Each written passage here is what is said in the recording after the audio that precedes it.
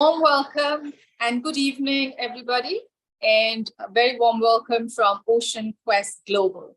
It is an international global organization by our very esteemed, recognized, and renowned founder, Dr. Anuar Abdullah. He is known to literally walk the talk, and he's an expert, absolutely immersed in ocean conservation through coral propagation. He's worked over 43 years in this field of ocean conservation and coral propagation all over the world globally, igniting, inspiring, and hands-on expertise, scientific knowledge, and igniting more youth and adults and communities, not only in their own ocean backyard, but also in the educational field as field projects. And he is outright a real messiah for the corals because he does work in many countries, trying to work with the government, with the local people, with the indigenous communities, with the young students, as well as divers who are the agents of change. So therefore, as ambassador for ADEX for coral conservation, so rightly awarded to him the title, which he really implements. So we invite you for a series of webinars, which will be leading up to the Sabah ADEX in Malaysia. So stay tuned and watch out for all his announcements of his webinar. Today, he will give you an introduction. So without further ado, I warmly welcome Dr. Anwar. Over to you, sir. Okay, thank you, Elsie. Hi, Ivan. Hi, Karen. Long time no see. How are you? Hello, how are you? Good. Anyway, let's start with the topic because we have only about 30 minutes on this one. The topic of this webinar is conservation webinars because I put together approximately, if I'm not mistaken, 35 webinars for this year, starting from now. So in this series of webinar alone, there will be around 6 or 7, and then there will be a few that is linked to the webinars, sub-webinars of this topic, okay? So in total, this series of webinar will be around 15 presentations. And each will be around 30 minutes, so that it's not too long, that people can stay on the line and talk about. The first one that we are going to have tonight at 9 o'clock Singapore time or 9 o'clock Malaysia time, 10 o'clock, of course, Thailand time. So is this one here. This one is, we are talking about introduction to coral conservation. So a lot of people, a lot of my audience now have never involved in coral conservation, and they want to know about the reason why I started this webinar in the first place is because of this overwhelming number of questions about coral conservation, because people have the misconception most of the time regarding coral conservation. So this one is tonight at 9.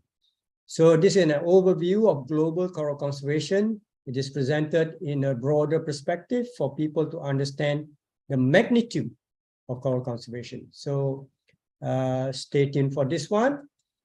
Then we have the second one 2 days later, that means on the 11th, which is talking about, this one we are talking about more on the opportunities for people to get involved with coral conservation. And I'm opening a lot of things. You can see on the right-hand side of the screen, there are posters, right? There are posters regarding courses and training and everything. So on the right-hand side, the little posters, they are all about training and opportunities to get involved. The main poster in front of you is the topic that I'm talking about here. You can also learn how to choose the right pathways, the right path. So you are not wandering around aimlessly looking for something right for you in this one. So it will happen on the 9th. If you have friends that is getting involved with coral conservation or colleague who want to get into it, this on the 9th, exactly at 8 o'clock as well, Singapore time. So I'm slowly becoming Singaporean now. Okay, so, and then the next one is ocean advocacy. Okay, this one, mothers or professionals who can't leave their job but wanted to do something for coral conservation, they don't have anything. They have ocean advocacy is about connection, to advocate a connection between one body and another, and one person and another, to advocate knowledge, to do in relation to public, to get the public knowledge, to build awareness drive, or even to promote the science of coral is an advocacy. You don't have to dive, you don't have to swim, because this part of the coral conservation is basically gaining knowledge from one place, bringing it to another and deliver it. That's advocacy, okay? Advocacy, how to do it is presented on July 15. That's the day, just a day before I leave for Thailand. So July 15 is the last presentation in July, and it was about advocacy. So if you are busy with work, you are a businessman, you are doing something, and then you like to contribute to coral conservation, you can do the advocacy work, okay? And then we come down to August, 2nd of August.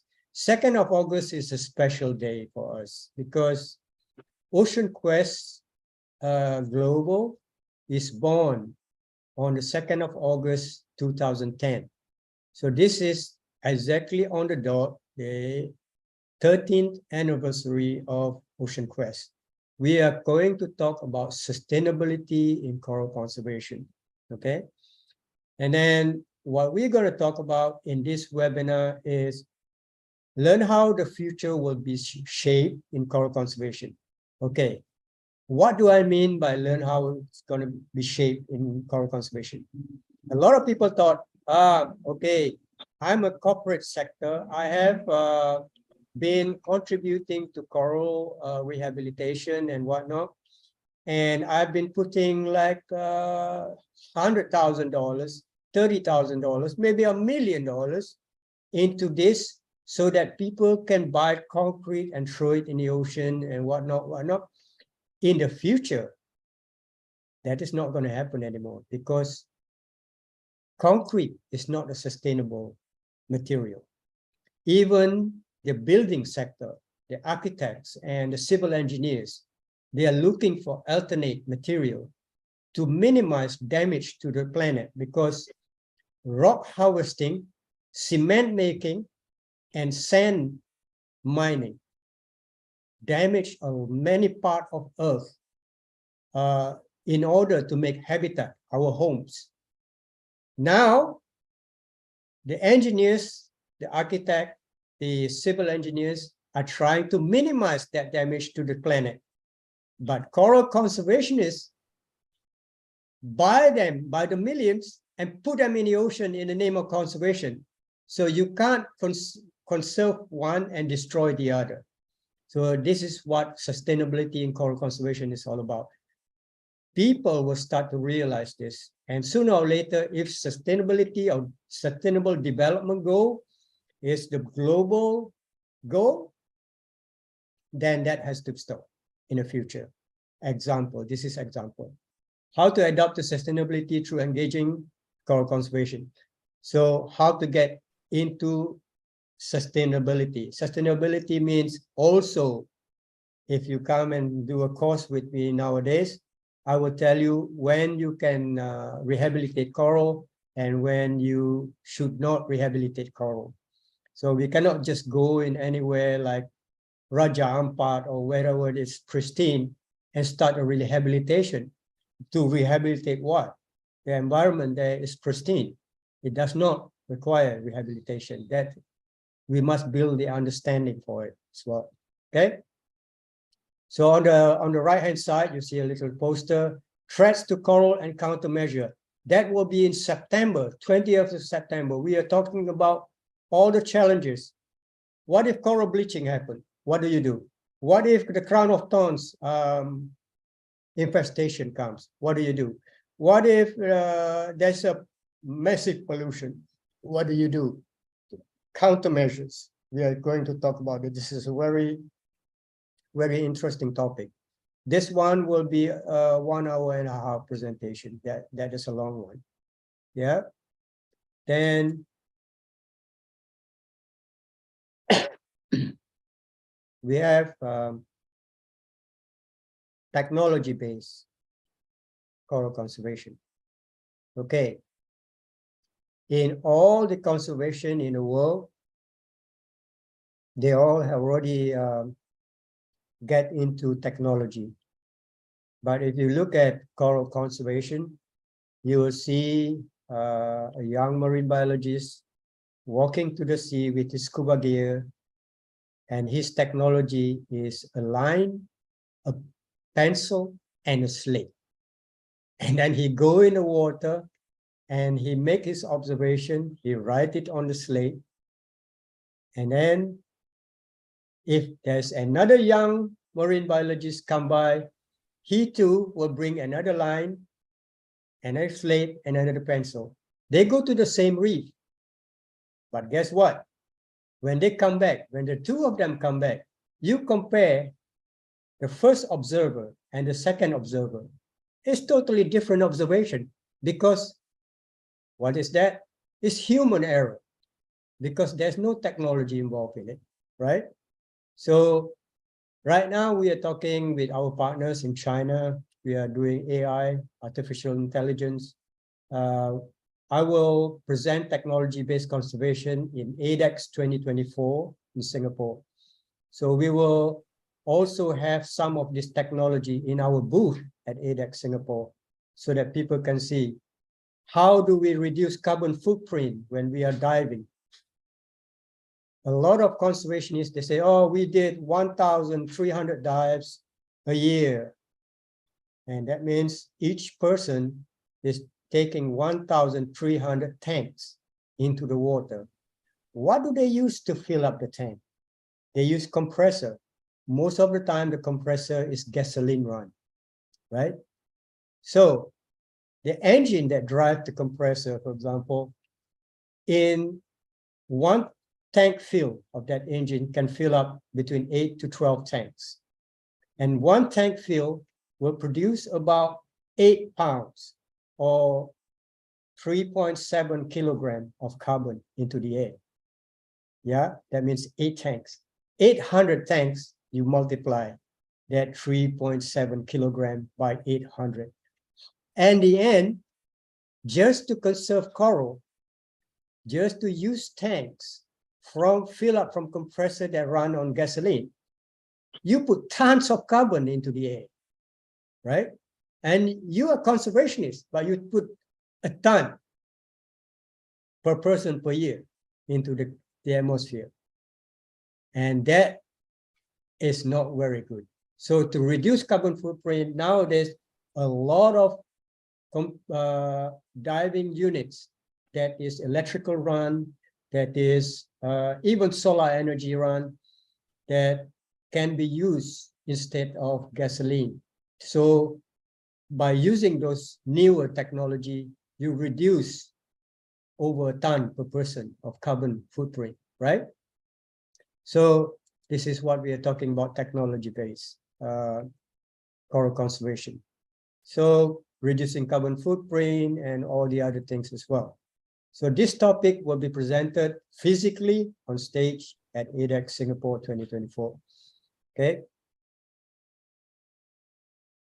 Then finally, the last is the holistic approach. Okay. It is a trend now. Everything is holistic. Everything is. But what about coral conservation, right?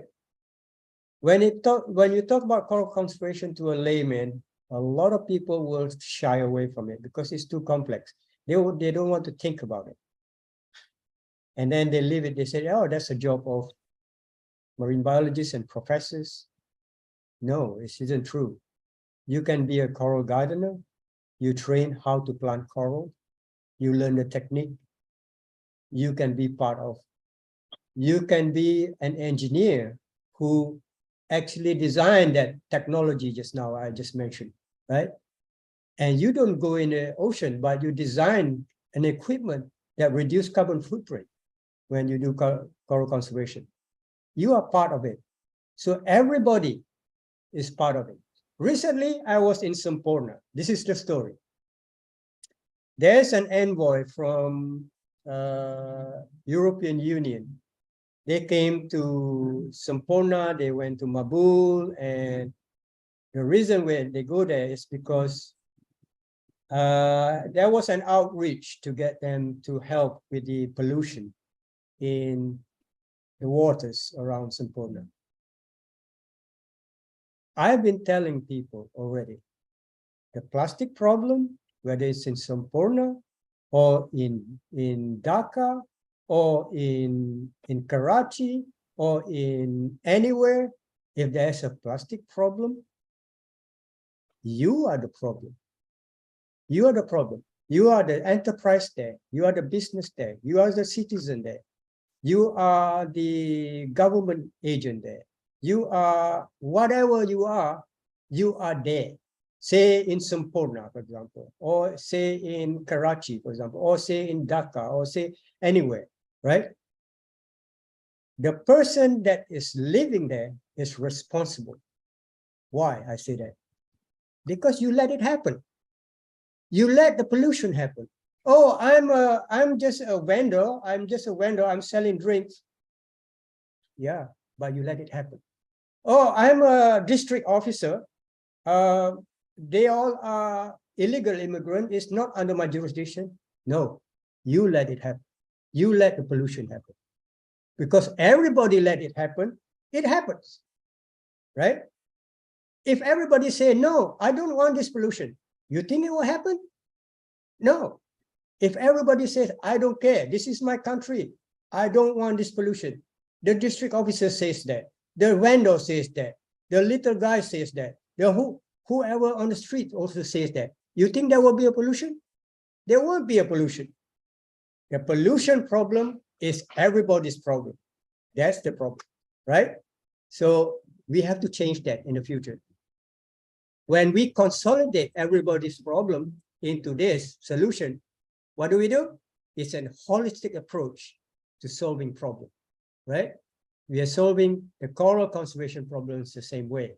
We can no longer say it's a professor's job. We can no longer say it's a marine biologist's job. If not of the engineer, who's going to design equipment? If not of the geologist, who's going to tell you about what kind of rock is sustainable to use for coral conservation? If not for the sweepers on the beach, who's going to take care of the rubbish that's going into your reef? Everybody is involved. That means it has to be a holistic approach. It no longer Anuar Abdullah, or it no longer Dr. So-and-so, is no longer a biologist or a professor or somebody's duty anymore. It is everybody's responsible. If we want to solve problem, we have to be holistic. Everybody must get involved. Same with plastic, same with coral. Then we talk about this holistic approach in Sabah, I believe. Yeah, let's see the poster on the right-hand side. Yes, in Sabah, holistic approach. The holistic approach is in Singapore. Sorry, it was the other way. So 2024, we will talk about the holistic approach in Singapore, and the technology base will be in Sabah, ADEX Sabah. Okay, so that sums up this series of webinar. Okay, so this series of webinar consolidate everything together What's the main topic? The main topic is stepping into a progressive future. So far, we haven't progressed because we use this. We use this, we point finger at anybody. Oh, it's not my problem, it's their problem. And that guy will use this too. No. In the future, if we adopt sustainability, we have to bend this around and take our responsibility. Okay, that is how we do it. Okay, so let's go back to and recap. So conservation webinars. Thank you, Elsie, for introduction. I have done a webinar the day before yesterday. There's been an introduction. It was now published on YouTube, and I will put that YouTube link for everybody to go through. If those who have missed that webinar 2 days ago, then this webinar will also be on YouTube so that everybody can watch. A lot of people have no opportunity to watch because of the time difference and whatnot. And this is the presentation of this year and next year. So follow me because there are other knowledge as well. I will be talking about coral biology at some point, the basics of coral biology, what it is all about, yeah, to understand how coral live and how that little guy actually communicate with you even. So it's very interesting, okay? So thank you very much for watching. I stop share now. Thank you, Dr. Anuar. Does anyone have questions? It'll be nice if you have questions. You can ask Dr. Anuar while we have a few minutes more. Yeah, you can unmute if you want to ask question. Yeah. This webinar is very important to me because sometimes I'm being asked if I'm a marine biologist, but now I'm able to answer them that no, I'm not, but I'm trained to plant corals and save corals. Yeah, I just want to. I was asked when I was in Batangas, and I was introduced. Okay. Okay, this is the story. This is the misconception that people have been thinking. They think that marine biology. Okay, let's step out of the coral. We go into plants. Okay, we leave the coral, we go to plants. Around 200 years ago, maybe 225 years ago, they started a thing called botany. And I'm not mistaken, it was in Oxford, in England. There's a study of botany. And people in England laugh at it. They say, why do we need to learn botany when everybody knows how to plant trees? You know, everybody knows how to plant trees. Yes, but then botany is a science, right? So to have a deeper understanding of trees and plants, botany is important in a way of science. But planting a tree is a technique. It's not necessarily, that is already being cultured since 20,000 years ago, when the nomadic people, they go around the forest and they found fruits and they eat and they throw the seed on the ground and then they wander around again. The next year, when they come back to the same place, they saw the seed become a tree. They learn from there, and then suddenly they settle in one place and they start planting. They become farmers, right? And then the knowledge of farming go on from generation to generation and generation. The people who feed the world, the farmers who feed the world, never been to university, but they know the technique of planting